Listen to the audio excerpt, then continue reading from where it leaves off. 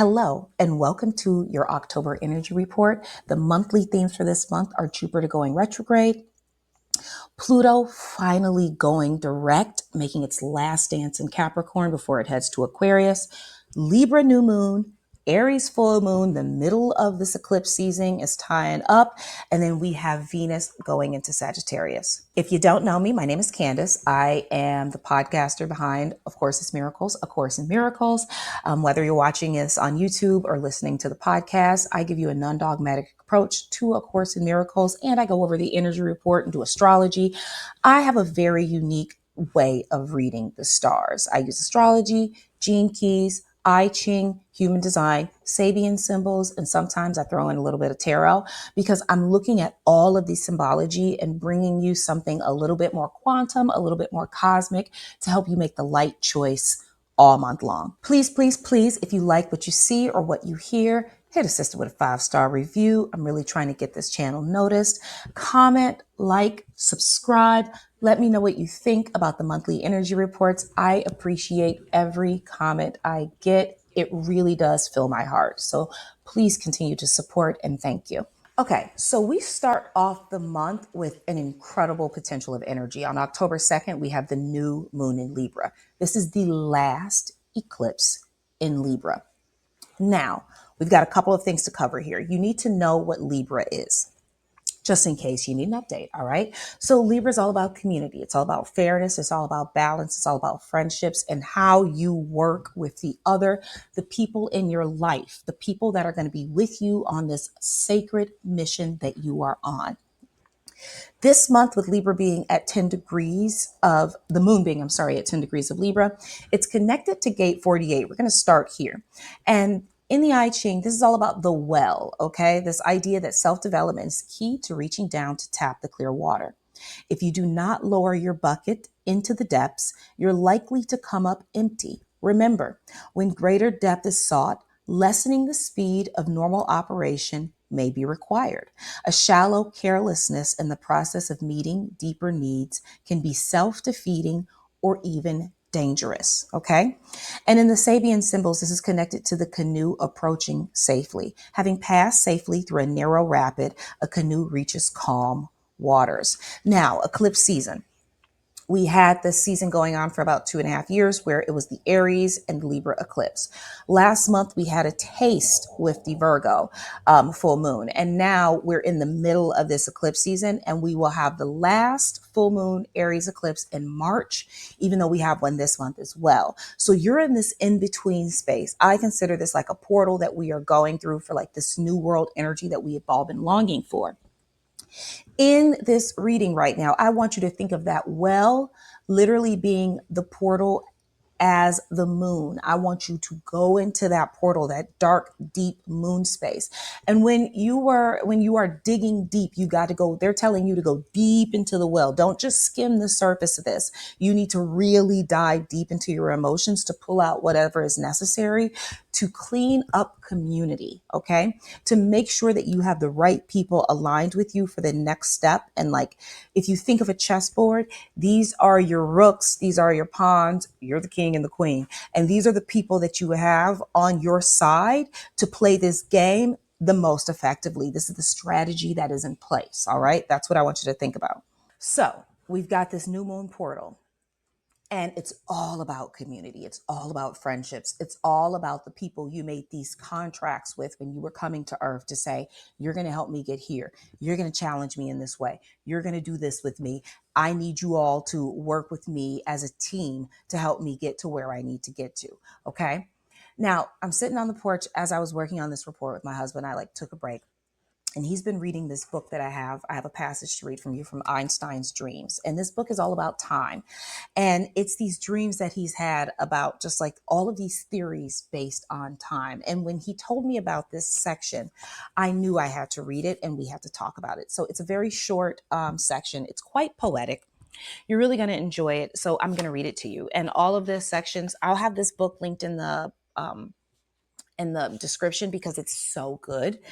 But each section is just dated. So this is the 14th of May in 1905. Okay. There's a place where time stands still. Raindrops hang motionless in air. Pendulums of clocks float mid-swing. Dogs raise their muzzles in silent howls.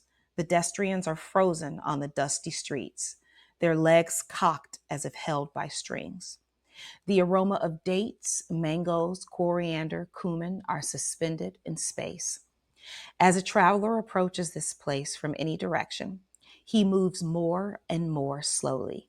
His heartbeats grow further apart. His breathing slackens. His temperature drops. His thoughts diminish until he reaches dead center and stops.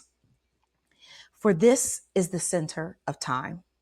From this place, time travels outward in concentric circles, at rest at the center, slowly picking up speed at greater diameters. Who would make pilgrimages to the center of time? Parents with children and lovers. And so, at the place where time stands still, one sees parents clutching their children in a frozen embrace that they will never let go. The beautiful young daughter with blue eyes and blonde hair will never stop smiling. The smile she smiles now will never lose this soft pink glow on her cheeks, will never grow wrinkled or tired, will never get injured, will never unlearn what her parents have taught her, will never think thoughts that her parents don't know, will never know evil, will never tell her parents that she does not love them, will never leave her room with the view of the ocean, will never stop touching her parents as she does now. And at the place where time stands still, one sees lovers kissing in the shadows of buildings, in a frozen embrace that will never let go. The loved ones will never take his arms from where they are now, will never give back the bracelets of memories, will never journey far from his lover, will never place himself in danger and sacrifice, will never fail to show his love, will never become jealous, will never fall in love with someone else, will never lose the passage of this instant in time. One must consider that these statues are illuminated by only the most feeble red light, for light is diminished almost to nothing at the center of time. Its vibrations slowed to echoes in vast canyons, its intensity reduced to the faint glow of fireflies. Those not quite at dead center do indeed move, but at the pace of glaciers. A brush of the hair might take a year. A kiss might take 1,000. While a smile is returned, seasons pass in the outer world. While a child is hugged, bridges rise. While a goodbye is said, cities crumble and are forgotten. And those who return to the outer world, children grow rapidly, forget the centuries-long embrace from their parents, which to them lasted for seconds. Children become adults, live far from their parents, live in their own houses, learn ways of their own, suffer pain, grow old. Children curse their parents for trying to hold them forever, curse time for their own wrinkled skin and hoarse voice. Those now old children also want to stop time, but at another time. They want to freeze their own children at the center of time. Lovers who return find their friends long gone. After all, lifetimes have passed. They move in a world they do not recognize. Lovers who return still embrace in the shadows of buildings, but now their embraces seem empty and alone. Soon they forget the centuries-long promises, which to them lasted only seconds. They become jealous, even of strangers, say hateful things to each other, lose passion, drift apart, grow old and alone in a world they do not know. Some say it is best not to go near the center of time. Life is a vessel of sadness, but it is noble to live life, and without time, there is no life. Others disagree. They would rather have an eternity of contentment, even if that eternity were fixed and frozen like a butterfly mounted in a case. Isn't that so good? I couldn't stop thinking about that, and I had to share that, and then I got a download for it. Now, I need you to remember that this new moon is all about those relationships, okay? It's all about community and who is with you on this journey. And it's really about being able to take a step back and utilize this energy to look at all of those in your circle, okay? And this is the download I got from the passage. People serve very important purposes on this mission with you. And you have to understand they're acting as a reflection of you, either here to bring challenges to you or to teach you something valuable, to help you learn lessons, or to help love you on this journey. So what I got from this is that there are three types of people in your life, three different types, okay? There's the chain, the person holding you back in time, usually tied to false beliefs or fears. There are people keeping us locked in versions of reality we no longer belong in for us to grow. There is the rope, the people that pull us forward. These are usually our mentors, the people we look up to. They are trying to get us to a higher place. And then there is the friendship bracelet. And those are the people walking on the journey with you side by side. They get to bear witness to your growth on a day-to-day basis. And these are the three types of people. These are the three types of reflections of you that you have currently in your lifetime. And they're going to switch out. Some of them are going to change. And you're going to always have challenges in people trying to chain you to certain realities. And it's not to punish you, but to teach you valuable lessons. But no one in this reality is who you truly think that they are. Okay? I need you to really understand that. You came here through source. You came here through someone, but from source. I'll say that. That sounds better. And we're all just light beings when we're not on earth. We're all here to play a role. And that role is to offer up a contrast or a mirrored reflection to allow the other person, you, or the person that you are connected to have a valuable place of growth. All right. To get them to a mission. You all made a plan and a pact to come here to fulfill a mission. And each of these people are giving you reflections of yourself to allow you to bear witness from what you need to learn and grow from, the places you need to be challenged to help you in your life. Okay? There is a place where we have to learn to appreciate the ones that challenge us and to understand that their job is to show us so much contrast we can't help but shift. But occasionally, okay, the people that are showing us this contrast can hold us or chain us to a reality where they have to see us one way so that we can say, I'm no longer that person again. Thank you for your service. While it's really important to notice the people in your life who are holding that rope, that are trying to pull you forward, those mentors, so that when you are around them, you can take the information they are giving you and see the holy insight that is attached to it. You know these people are helping you grow. Also, learning to appreciate the friendship bracelet, the people that are here just to bear witness to the growth, to say, I remember when it was like this. I can't believe you got here. To be able to hold each other, to be able to walk with each other, to be able to grow together is probably the most sacred. I think all of them are sacred, but it is a wonderful place for you to be with another person. And we have each of these people in our lives currently. As this new moon happens, I want you to work on considering who these people are in your life. And you might need to unchain yourself from someone holding you back based on the reality they see fit for you.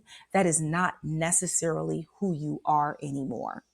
When I read this passage, the one about the parents really stuck out to me.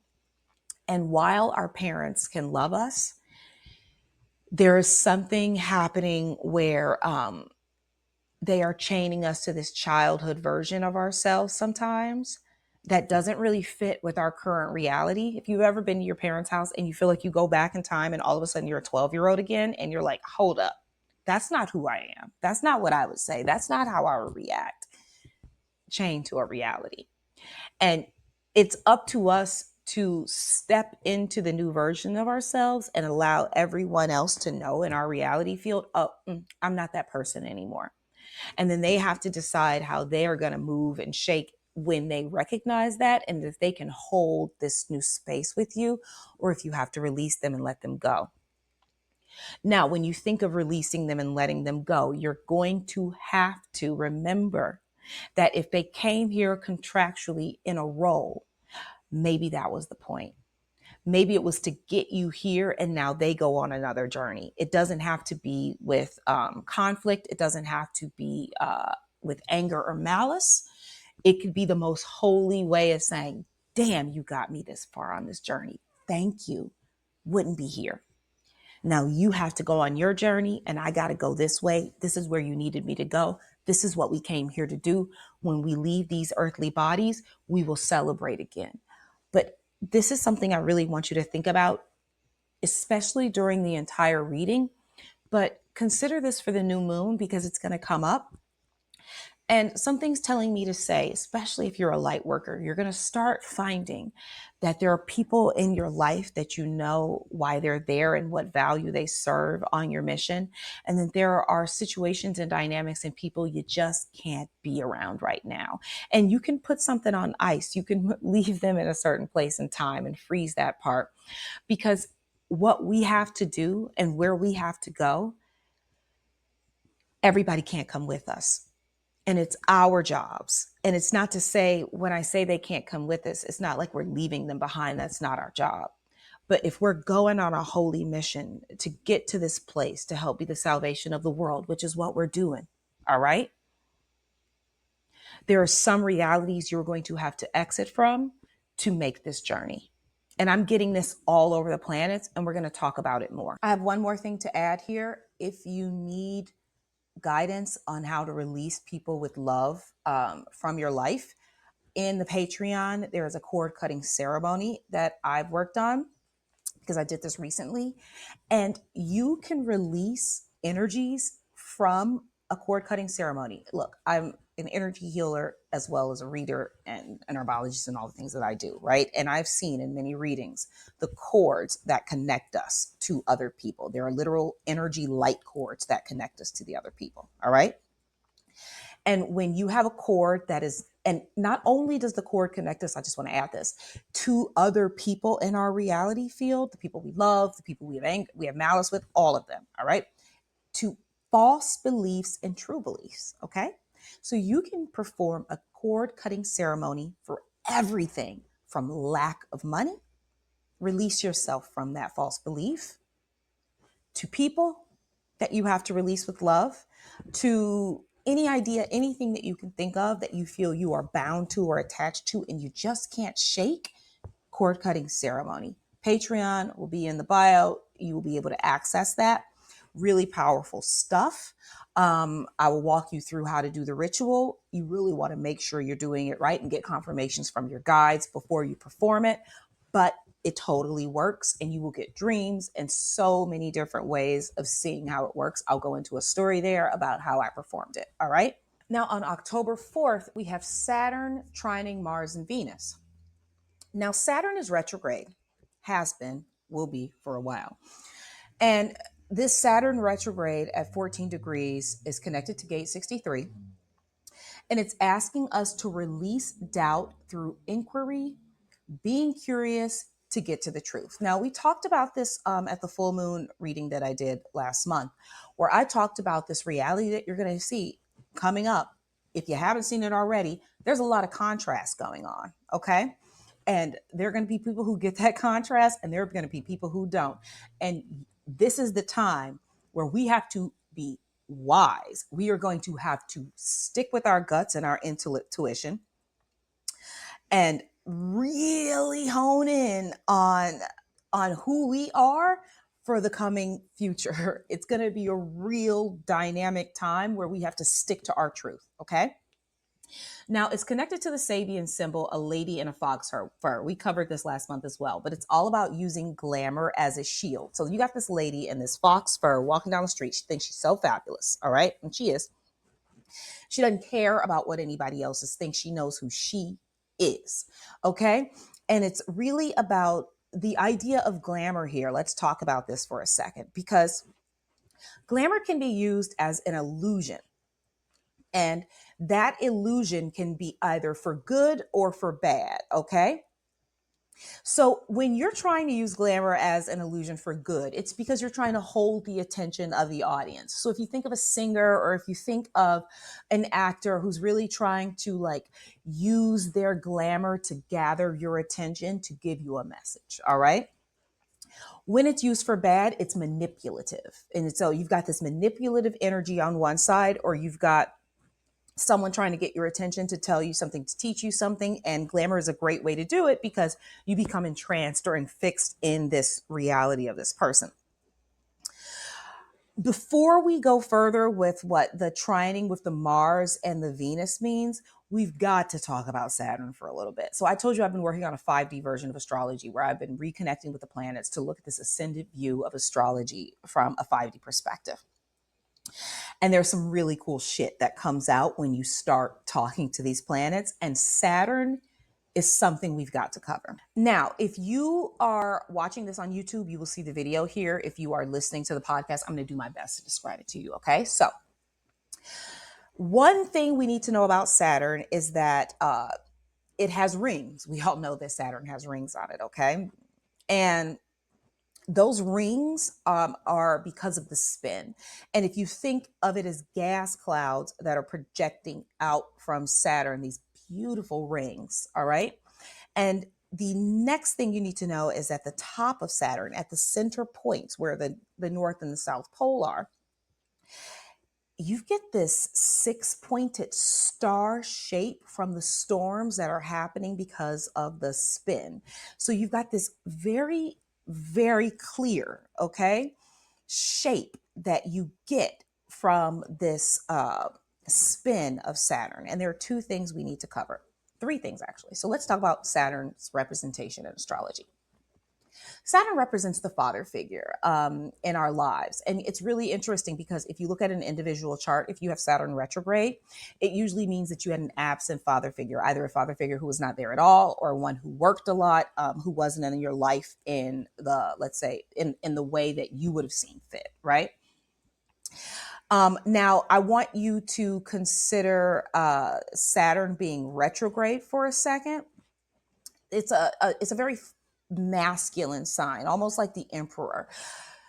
Number one, I'm sorry, before we talk about the retrograde, Saturn is like the structure builder. And I think of the structures of Earth, like the buildings, the bridges, all of the things that are man-made. The very masculine side of form and structure. It's a very masculine-like planet. Now, when it's reverse, it's kind of like rebuilding the bridge, tying up new trusses, or having to knock the bridge down and build it all over again. And I want you to also think about the idea that it is building structure from a very masculine perspective. So if you think about a father as a coach, it's very much like you can go get it and you can win and you can do this, but it's a very structured and defined approach to building, not from a very feminine perspective. Okay. It's not soft. Anybody who's had a Saturn return knows that it's not soft. It will kick your ass to get you where you need to be. Okay. Now, the really cool thing about this is that number one, if you took Saturn and you flipped it so that it was the North Pole facing you, you would have this hexagon shape, and then you would have these rings. And automatically it came to me, this is a person and their aura. Those rings, some people say, are because of the sound of Saturn. And if you've ever thought of a CD disc, for the children out there who don't know what a CD is a disc that used to play music.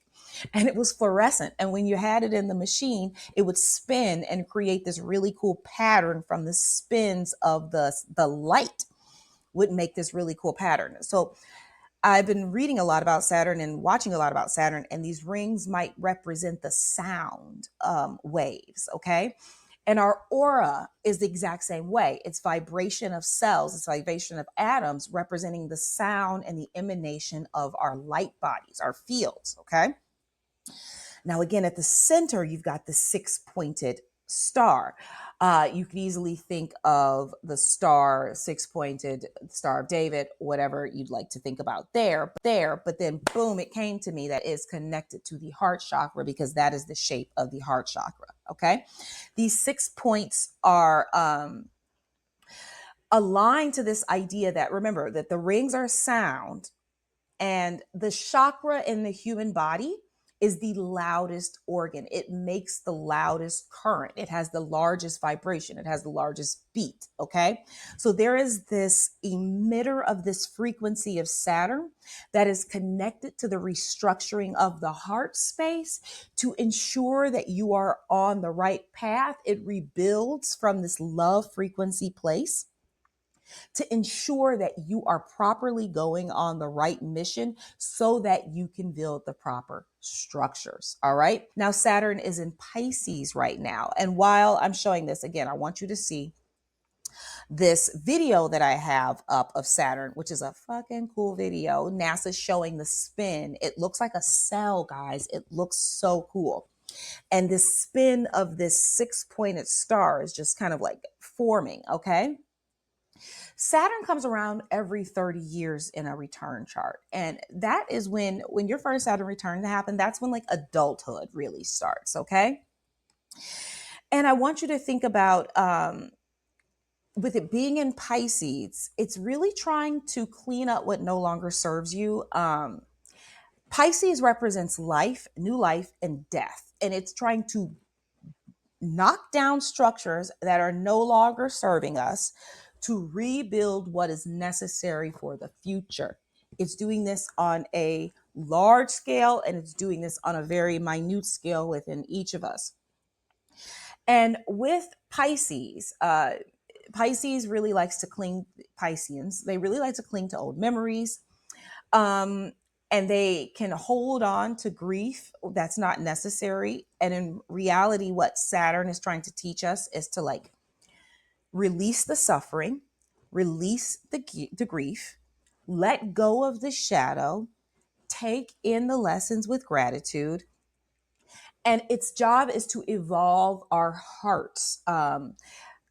So that we have what we need on this profound journey. And the only way it can properly evolve, especially within Pisces, is if we can let go and release the grief, the shame, the sadness. So that's what I want you to think about when you're thinking about Saturn being trining Venus, feminine, Mars, masculine energy. All right. Now, Venus is in Scorpio and Mars is in Cancer. Okay. And so much came through with this. Venus represents, when you look at the orbit of Venus in astrology, it always does this shape of a rose.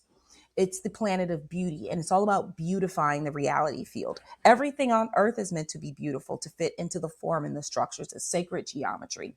And if you want to fit into the form and the structure, there is this level of beauty within our form and structure that fits with theirs, like a puzzle or piece or a lock and a key. Okay. So having beautiful form is quite important with this trine. Okay. But it's in Scorpio. And that is telling me something. But first, let me talk about Mars. Now, Mars is in Cancer. Mars is our intuition, our driving force, our drive, our inertia. No, I'm sorry, not our intuition. It's our inertia. It's this sexual force, this security, this protection with crab. Okay. The crab is all about shoring up your defenses. It's got that hard outer shell and all its soft parts are on the inside. With Mars being in Cancer, it's all about this protection field we need to create with ourselves. And then it came to me immediately with Venus being in Scorpio. There is this level of protection that is required for this journey of the divine self. Okay. Why does a rose have thorns? Because if you try to grab it too hard, it's a protection device. Okay. Scorpio and Venus. Let's go back. I feel like I'm bouncing all around, but I'm just going to keep with it. Scorpio. Scorpions are incredibly protective, especially when they have their babies on their back. They will sting you. Again, like the crab, outer shell of protection, soft parts on the inside. So you've got our divine feminine nature of Venus, our beauty, protecting in Scorpio. It's got this protection field energy. You've got Mars, our passion, our drive, our energy, our force, protection and Cancer, okay? Masculine and feminine energies about this structure and this evolving of our hearts. It's about what's purest and deepest and most important to us. Protect what is valuable to you right now. Okay? That's why that rose has its thorns. It's a protection. All right? That means from people, that means with assets, that means with ideas. You are going to be challenged based on what you know deep, truly in your heart, based on what you are building and your intuition and your truest, absolute knowing from your heart is going to be challenged. And you are in charge of protecting what is valuable to you. Protect your truth this month. Don't matter what anybody else say. Protect your truth. You're building into something more. Hold on to it rather tightly. You are going to be facing off with opposing energies that are going to tell you you are crazy, that are going to tell you you aren't focusing on the important things that they think are important, that are going to be asking you to go against your nature to fit in with the group. And it is up to you to protect your energy. All right? Now, by October 8th, Venus is going to have a freaking standoff, okay, of mass proportions. If you're watching this on YouTube, I have the image of the chart here. It's like an arrow. It's like literally an arrow of all of these planets. We've got Mars, we've got Saturn, we've got Jupiter, we've got Uranus, we've got Chiron, we've got the South Node pointing at Venus, okay? Literally all of them are targeting in on her. I'm already thinking about, because she's in Scorpio, you are going to have to protect what you love, your innate wisdom, your divine intuition. So remember that, okay? It's connected to gate 43, which is the gate of deafness, insight, and an epiphany, okay? When you are in the shadow, you will not be able to hear your intention, your intuition, and what is going on inside of you. You are going to have to go within. This new moon said there is something within community. The people that are chaining you to an old reality and the people who are pulling you forward and the people who are walking with you. All right. These people who are possibly chaining you to the reality field are going to be challenging you. And if you go into the shadow, you are going to be deaf to what you really need to say, and you're not going to know how to move forward. Get this, okay? This is from the Human Design. Insight comes when you realize we are all rebels at heart. Because we are so unique, like puzzle pieces that fit into the whole, not one person is meant to be like you. No one can fulfill your role. You can't. You can't. You can't be duplicated, okay? You have to follow your own rhythm, period. Anything keeping you from doing what you're supposed to be doing is not going to work, okay? Now, with Epiphany, you are free. It allows you to know that the collective truth is not necessarily your truth. Just because everybody believe it, don't make it true. Okay. Just because everybody says, well, this is what you're supposed to be doing. Well, this is how you're supposed to be living. Well, this is how you're supposed to be going about. You're Black. You got to do it like this. You're a woman. You've got to think like this. You are a millennial. You have to move like this. Well, people don't usually do that. Well, you have to call that person. Well, you have to do these things. No, you don't. No, you don't. You're free. You don't serve people. Okay. You serve yourself. You are who you are, and you surrender to this idea and you let go of everything else. We don't waste energy being someone we are not. We don't follow someone else's purpose. True insight makes life simpler, not more complex. It's funny that because when we become more evolved, The simpler we make our lives, it seems to be a mystical equation. And that is from Richard Rudd, who is the author of Human Design. Okay. Now, the Sabian symbol for this is about a parrot listening and then talking. A parrot. You ever try to tell somebody something and you know, like, that you're trying to tell them something right, and then they parrot back to you what everybody always says? I'm going to say something controversial here, and I'm trying to think of a really good parroting that may or may not be your truth, but hear this one for a second. So if you say, I'm not thinking about getting the vaccine this month, someone's going to say, but you know, you have to get the vaccine. You don't believe in vaccines.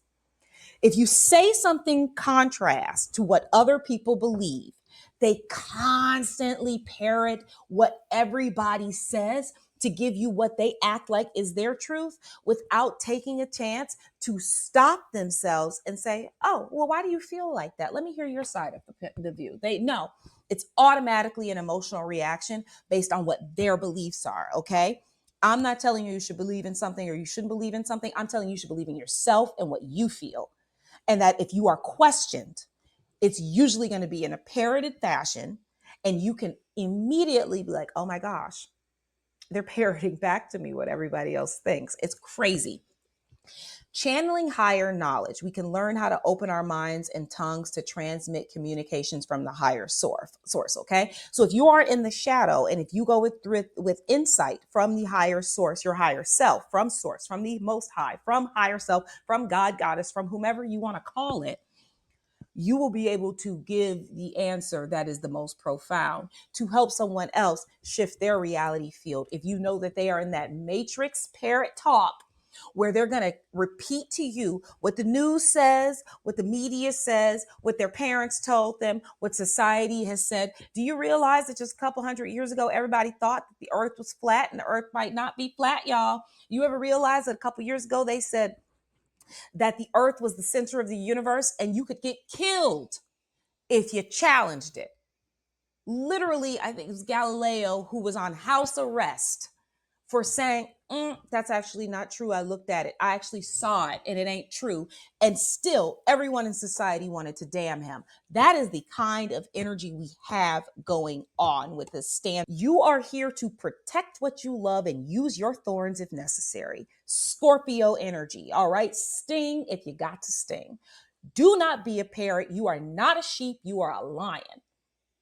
You are not a sheep. You are a lion. Do not be a sheep. Be a lion. Are you a follower or are you a leader? Doing what someone expects of you, even though your heart is telling you different, is one of the greatest sins you can accomplish because it splits you, because you are not living with the integrity of your true reality of who you really, truly are. I feel like I'm shouting at you, but this is very important. Channeling the false beliefs of society. I can't do this because no one does it, or I can't say that because no one said it, is wrong. Your job is to channel your higher self. That is this Venus energy that is coming in, and it's coming in hot, y'all, because I'm telling you, it's a lot of combative energy. What do I mean when I say that? All right. So remember, I told you Chiron, Uranus, Jupiter, Saturn, and the South Node are all facing Venus. Okay. Chiron is the planet of our deepest wounds, and in Aries, retrograde at 21 degrees in conjunct with Venus. And Chiron, I think this Aries energy is all about this wound that we all have about being rejected from other people based on who we truly are. When we aren't able to be heard or seen as we truly are.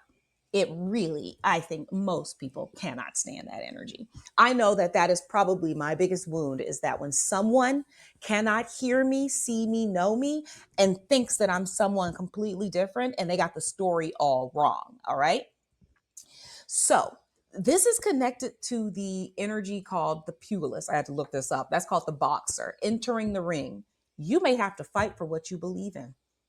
Learning how to fight for what you believe in is not about being the loudest. It's not about being the most combative. It's not about being the person who sends the insult. It's about finding this stillness within yourself and letting higher self flow through you with the thing that might trigger someone else to be like, oh my gosh, you just woke me up. Or they might not want to mess with you anymore. It really does fall in two different camps, because if you shake somebody up, they either react, which is reacting the scene of their traumas, which will put them in a loop, or they respond, which is utilizing their consciousness for a responsible answer.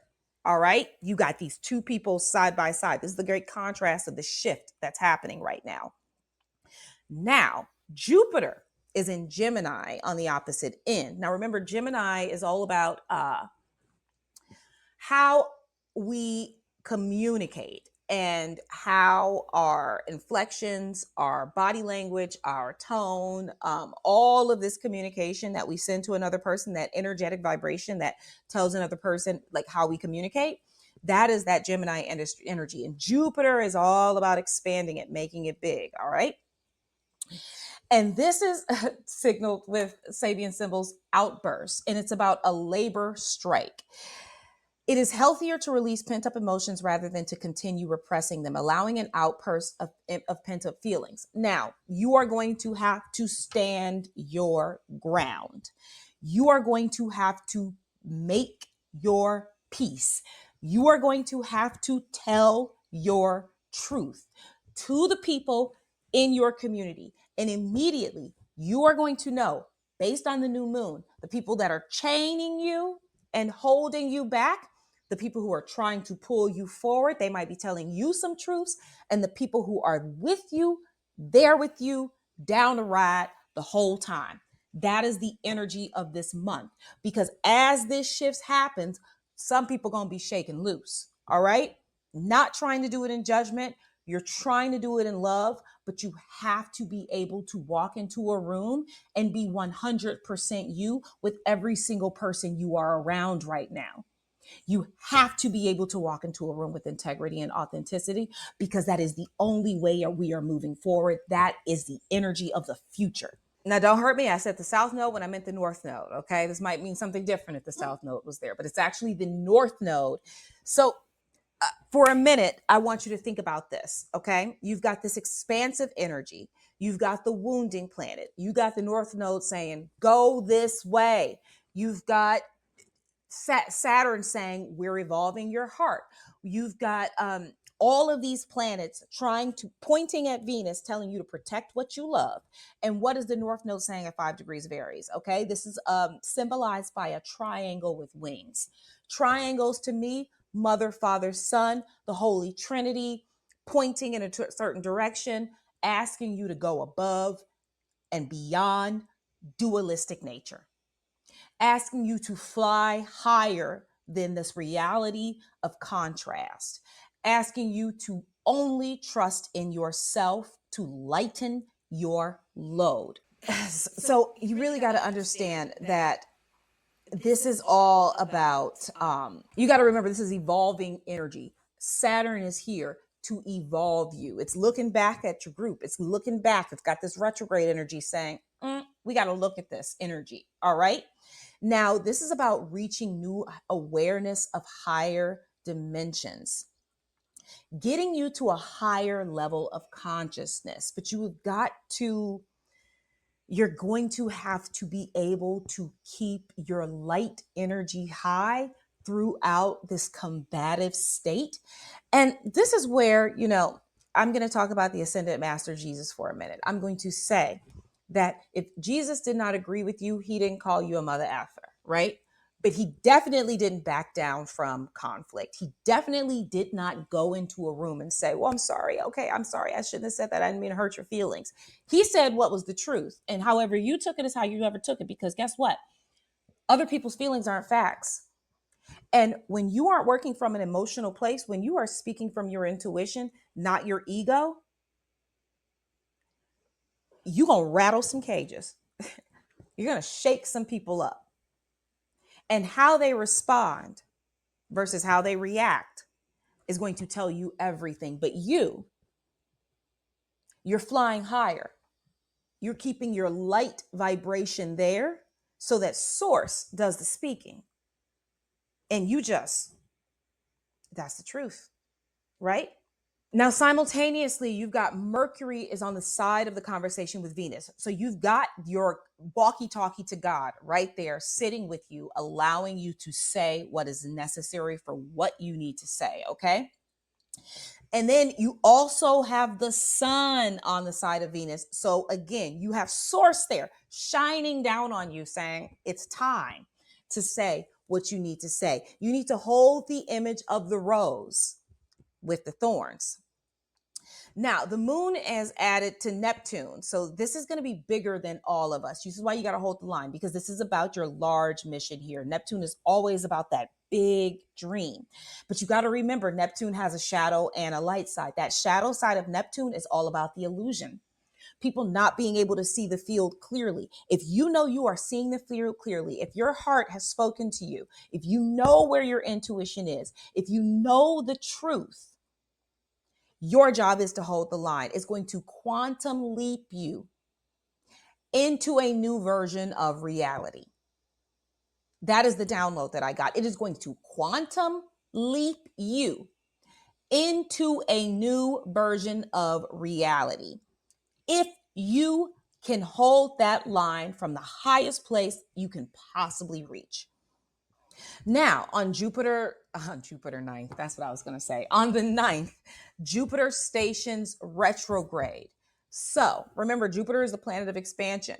This might not feel very expansive, but trust the process. Let the energy alchemize. If you think of it, I have an image here of like a star imploding and exploding.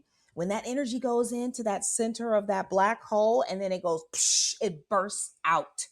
Okay, so you allow for the contrasting energy to take place without grief, without shame, letting Saturn do its job, letting Source do their job, letting the higher self come in to communicate, holding on to what you know is truth, allowing your thorns to do their job and Scorpio sting to happen if necessary. You are going to explode. That is where the quantum leap is going to happen from. It is going to be from this contrasting Jupiter energy. It's going to bring everything back into tighter together, and then boom, out you go. That's what we're getting. This month is no joke. Okay. By October 11th, Pluto goes direct. We got to cover a lot with Pluto. Now, okay. Pluto has been retrograde since May 2nd, 2024, and it has been in Capricorn since 2008. I can't remember 2008 like that. The only thing that I can even reference was like the financial crash of 2008 and Obama becoming president. Those are the only two things that I can remember from 2008. Okay. That's how long ago it was. Okay. Doesn't that seem like a lifetime ago? Think about all the changes that happened since Pluto was in retrograde. Okay. Sorry, since Pluto was in beginning in Capricorn. The world is not the same place it was when Pluto first entered Capricorn. That is very clear to every single person. You are not the same person you were since Pluto entered Capricorn. You have transformed, and so has the world. Now, you got to understand, Pluto is all about transformations, okay? And with the shadow of Pluto connected to gate 60 and the I Ching, Gene Keys, human design, and all of that, it's about limitations, realism, and justice. It brings in a lot of limitations. It tries to corner you so that you have to kind of figure out a new way, and it transforms you. If you can focus on realizing and you can see that the signs of nature and like what true justice is, let's talk about that for a second. So, what is justice? According to Earth, justice is the law that we currently have in place. Justice is you pay your taxes, you'll be a good citizen, you go to work your 9 to 5, you do all of these things, and everything's supposed to work out right for you. And everything with Pluto and Capricorn said, that's not true. It could still not work out for you. These laws of man, they don't work for you. Now, if you're a Course in Miracles student, you know that we follow the laws of God. We follow the law of one. We follow the law of as above, so below. We follow the law of karma. That is true justice. These are our laws. Everything else, not to be focused on. Everything else, not our issue. Everything else, not true justice. Okay. That is where we were in with Capricorn. We're at the 29 degrees, finally going forward. This Pluto and Capricorn giant energy shift is happening November, I think 29th. Don't quote me on that, or 27th. Pluto finally gets into Aquarius. But before it gets into Aquarius, we got to talk about there. You've got to start listening to the messages and the details, okay? Keep your ear to the ground and hear the lie or the truth behind the message. The Sabian symbol for this is a woman reading the tea leaves. It's all about the messages around you right now that are going to tell you everything that you need to know. Now, Capricorn is the mountain goat. You know, Capricorn, they're always striving. They're always trying to get to the top. They're always trying to get to the top of the mountain. Their job is to be climbing this treacherous mountain as carefully as possible. And there are two things you can think about when you think about Capricorn. You can think about the idea that their job is to stop at the peaks, look out at the landscape, and tell the people below what's coming. They get to see the larger view of things and say, I see that's coming. If it were a war coming, or say a tribe was coming to take you down, you would see it all the way in the distance. All right. Other job of Capricorn is to get to the top of the mountain and see how much snow is there. Snow is just the water that's going to water the fields in spring. And if there is no snow, you're not going to get any water for your crops. But if there's a lot of snow, you know you're going to have a good crop that spring, that it's going to give you a nice amount of water coming down the sides of the mountain. All right. Next thing you need to know about Capricorn is that water that's at the top of that mountain is energy. It's information, right? So they are also like, they can see the knowledge from the top of the highest place when they're most aligned. They are closest to source in this high top mountain peak. All right. Now, this is the download that I got. All right. So if you've been climbing and you've been striving and you've been reaching for the top and you've only been doing it for yourself, if you've only been striving to get to the top for yourself, that Aquarius energy is not going to be so kind to you. Because while Capricorn is a striver and a climber and a mountaintop getter, Aquarius is all about the community. It's all about the other. It's all about what you're doing for the team. Okay. So if you feel like you've been striving, you have been thriving, you have been trying to get to the top, you might not have been thriving. Okay. But you've been striving. You've been working really hard to get to the top to give your gift.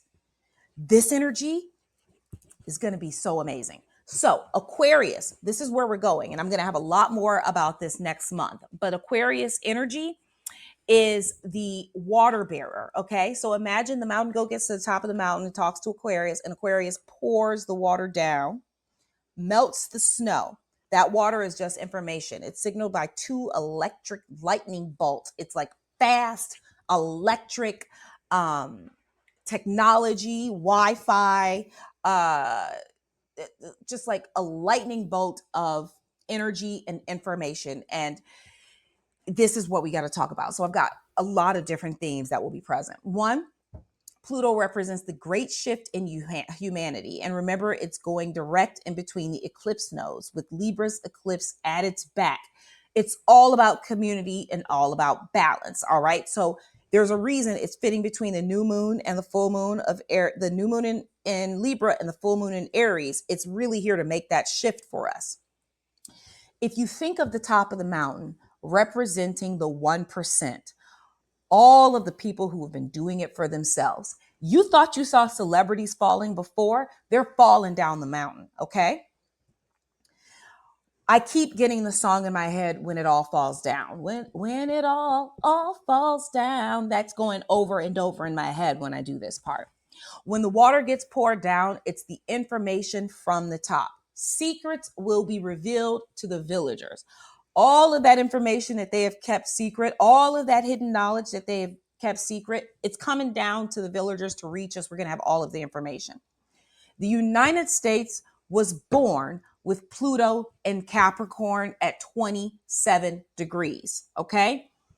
This is 248 years ago. That is how long this eclipse takes for a return. That's big. Do you know what that means? If you think about astrology as everything being like a spiral circle, and the biggest circle of the long planets, the Plutos, the Uranus, the Saturns, the Neptunes, they affect us as a collective. Okay, so we all have these themes that happen to us simultaneously. While the Venus, the Mars, and the Mercuries are very personal planets because they move the fastest, this large orbit is coming in like energy onto us. And I think of the Disclosure Act. I think of all the information that the government has kept from us being frozen in time, especially in the United States. And that water is just going to pour down. All right. It's no longer going to be able to be held as a secret. The things that you knew about the United States never wanted to believe in itself. And all the things that we have said have been true about the United States. And the United States is saying, what are you talking about? We're so free. We're so this. We're so that. All of that information is coming down. Aquarius is all about the greater good, doing it for the other, doing it for the community, the rebel, the change maker, revealing times. That's what revelation means. It means to reveal. The next 18 years, as this sign is in Aquarius, we are going to see the most major changes on this planet we have ever seen. Now, Saturn, the father figure, is used to rule Aquarius. So we've also got the Saturn retrograde restructuring, and it used to rule Aquarius. But Uranus, the planet of change, is now like the modern ruler of Aquarius. So I think electric, think big changes, think lightning bolts. People have been talking about a solar flash. I've been talking about a solar flash. You can find that information all over the internet. I'm not saying anything about it because I don't know anything about it. My guides haven't talked to me about that yet. But when I see this, I see lightning bolts coming down, AKA striking information coming down to Earth. Think mystical experiences. If you think about the top of the mountain being where the gods are, right? Like the Olympic gods, it was always at the top of this mountain. Can't think of the name of the mountain, but Olympus, I think. Okay. So source is coming down. Spirit is coming down. Mystical experiences are coming down. Or we're kind of rising up to meet it. I don't know, but expect more profound spiritual experiences on Earth. That is Pluto. As it's moving forward, it's going to have its last bang in Capricorn before it enters Aquarius. But again, we will cover so much more with Pluto next month. So subscribe so that you can stay aware of all of the hubbub. But that's what we got to say about that. By October 13th, Mercury enters Scorpio. So Scorpio energy, protective energy, Venus and Scorpio, we know what we need to do. Communication about the great battle that we will be having with others to hold our intuition. This is your moment to get on the soapbox, okay? Speak your piece. Say your part. Do your part to say the truth. Wake the people up. Shore up your protection if you're going to do this.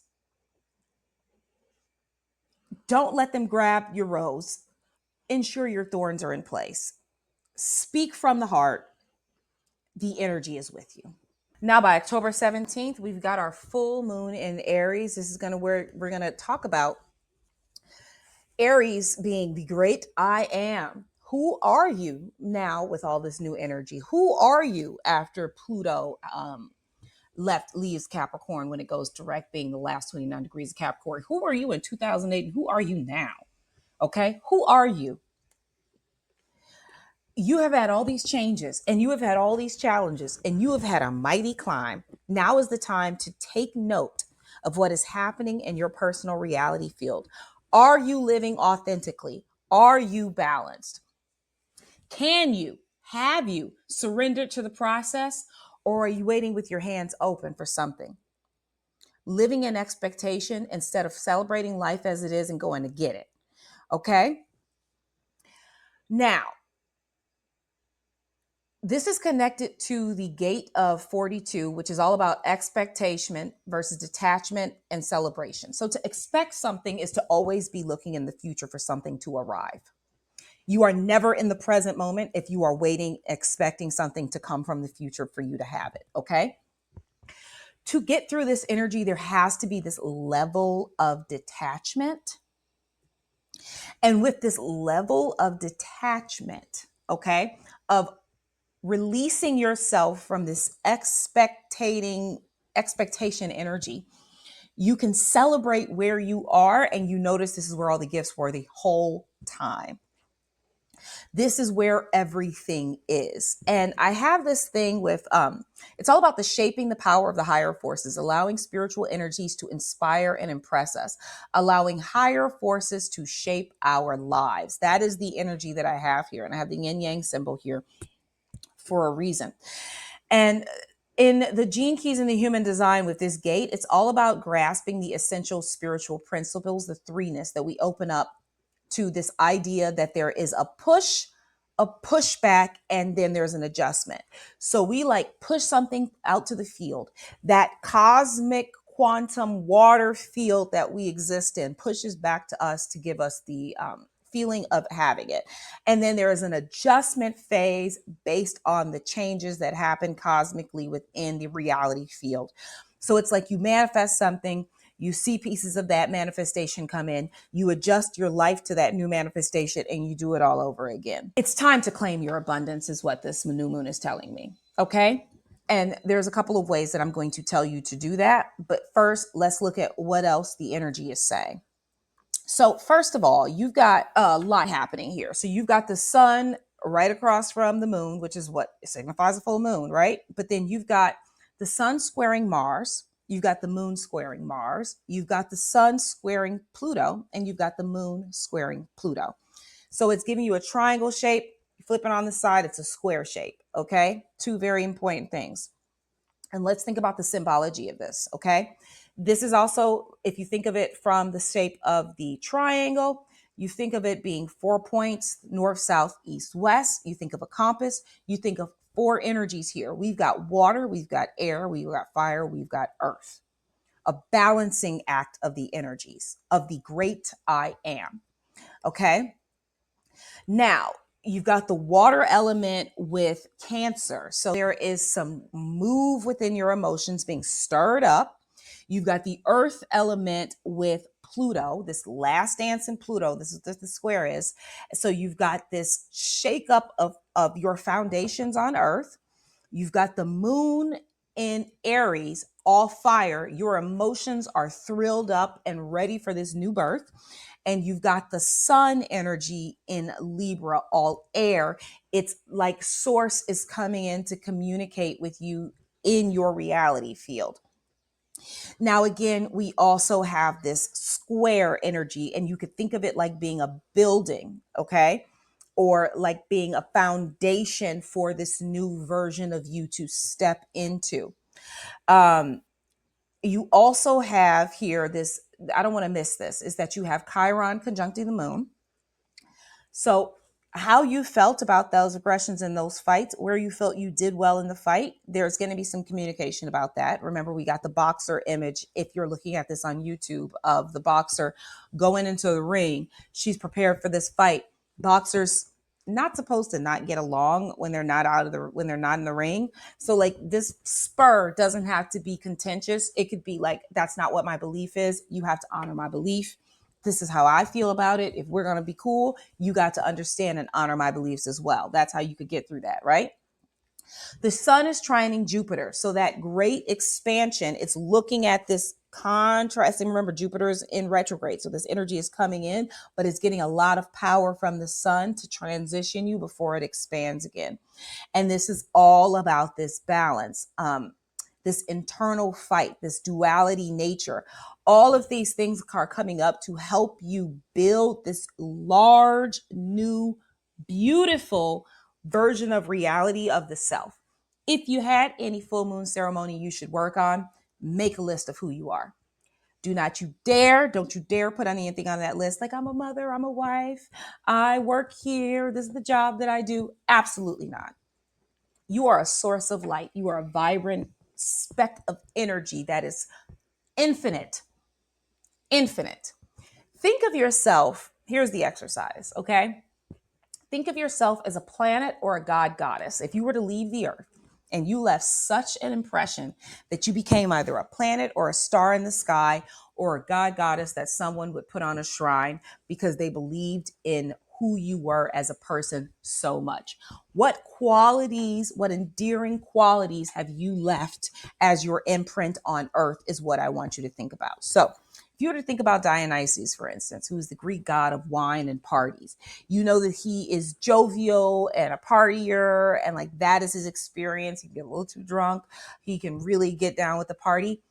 That is who, that's the essence or the vibration that Dionysus gives off. I want you to think of this from this perspective or the essence or the vibration that you give off, not your role on earth, but what imprint energetically you will leave behind. And I want you to think of your life or your reality, your great I am from that perspective. Is it an energy of joy, of light, of exuberance, of integrity, of who are you? That is the question that Aries is going to be asking from you, and it's going to show you. Full moon, big old spotlight where you are so that you can make the adjustments necessary and push it back out to the field to say, you know, I like this version of who I am.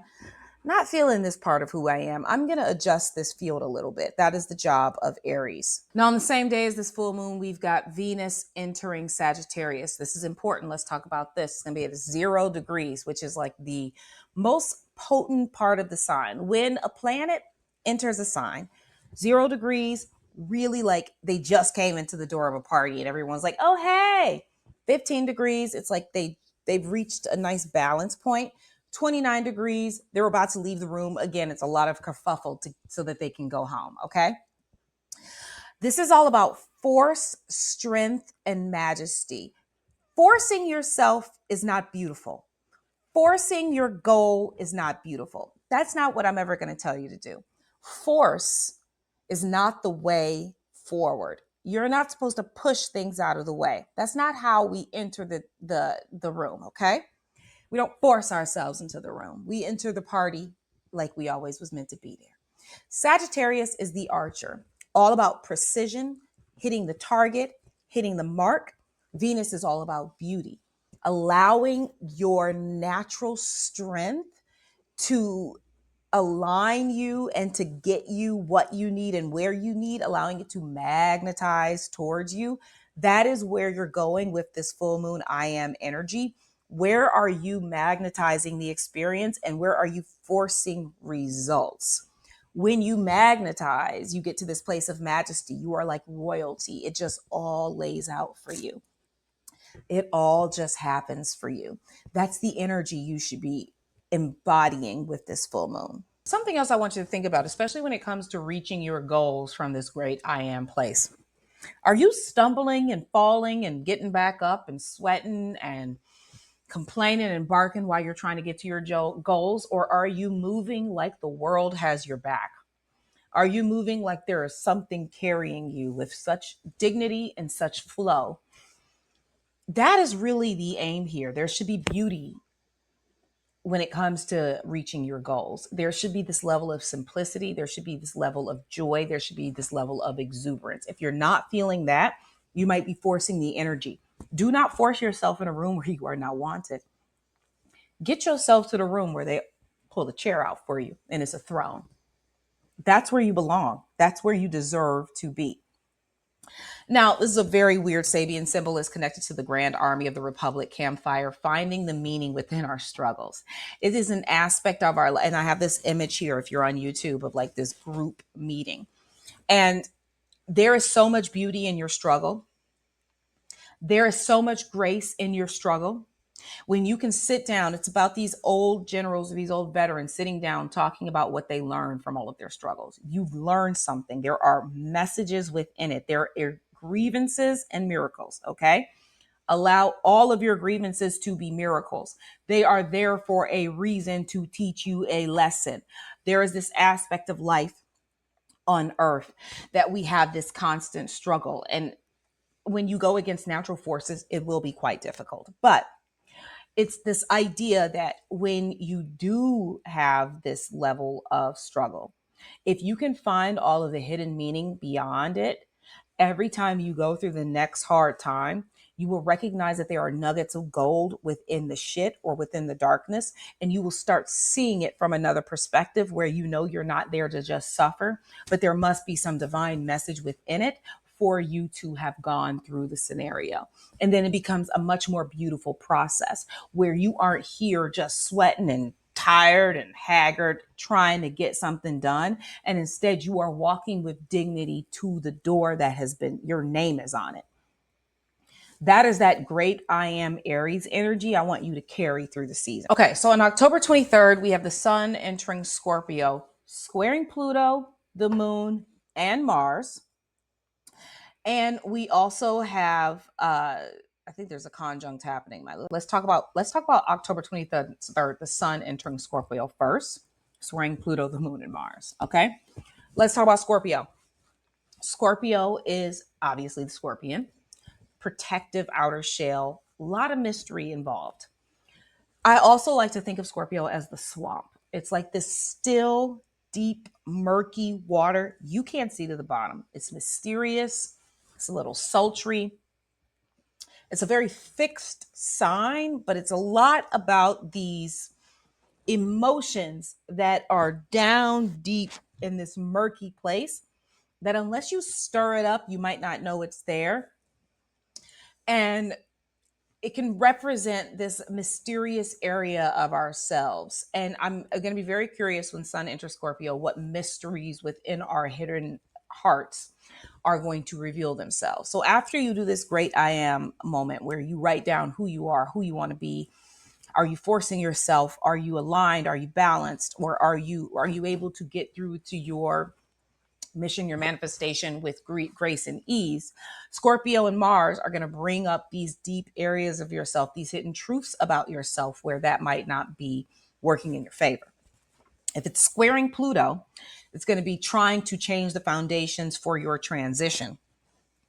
The moon, all about your emotions, and Mars, which is the original ruler of Scorpio, is saying, we're going to need some drive and some force and some protective energies around us to further the transformation, to remove these deep, settled shadows within our deep heart space in order to bring them up, in order to see them as they are and to heal them. Okay. So remember, you got Mars conjuncting the moon, opposing Pluto, and sextiling Uranus. So Mars is okay with this change. And if you think about it from the perspective of like opposing Pluto, it's like Mars is going to want some superficial change. It's not going to really want to go that deep, but you're going to have to go deep here.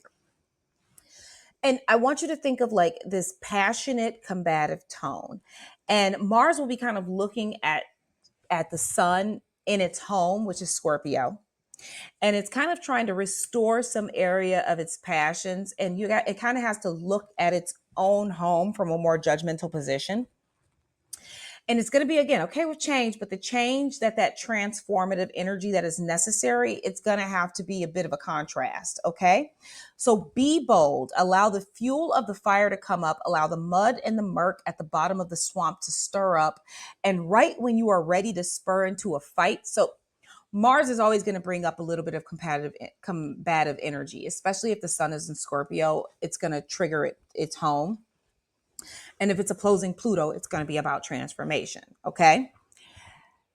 The sign to Uranus is telling me that this is going to be a good change. To properly move the mud in the swamp, it's going to have to stir it all up. And when it stirs up all that mud, it's probably going to piss you off. And when it pisses you off, boom, that's when you're going to know that's what you need to work on. That's how I want you to think about it. You're going to take that combative energy and you're going to transform it into passion to heal whatever is necessary that came up in the stirring of the mud. Okay? You're going to look at it from a bolder, more mirrored angle, recognizing that whatever you see in the reflection that triggers you is just a reflection to show you. You're going to thank it, and you're going to use the energy of Mars to push through the murky water to change whatever is necessary for the reality that you want from the great I am. So when you put in this mission for the full moon and say, this is who I want to be, whatever is holding you back from being that is going to come up, and it's going to be deep, and you're going to have to shift it. And that is where I'm going to leave you this month, because I think that is enough information. You've got community, you've got cutting ties where you need to, recognizing who's with you and who's not. You've got a protective energy holding your heart, allowing it to evolve while keeping your integrity intact, which is going to spur you to see who you truly are and inspire you to remove those shadows that are holding you back. Again, I am CanDace with Of Course It's Miracles, A Course in Miracles. If you enjoyed this, please hit me with a rating. I love 5 stars. Comment, subscribe, like. I look forward to talking to you guys again soon. I hope you have a fabulous month. The energy is palpable. I'm so looking forward to Pluto going direct again.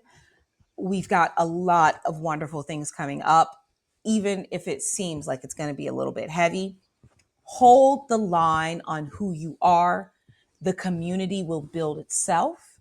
Seek people who are seeking to change the world like you are. That is all I have. Okay. Thank you so much.